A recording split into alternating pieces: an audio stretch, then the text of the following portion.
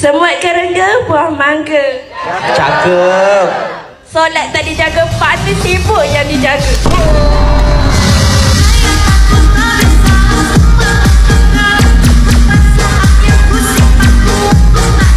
Perempuan, oh perempuan. Apaan tuh?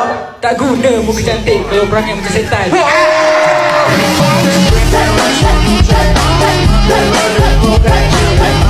Buang tabiat. Apaan tuh? Tak guna dipost dakwah kalau hidup penuh maksiat.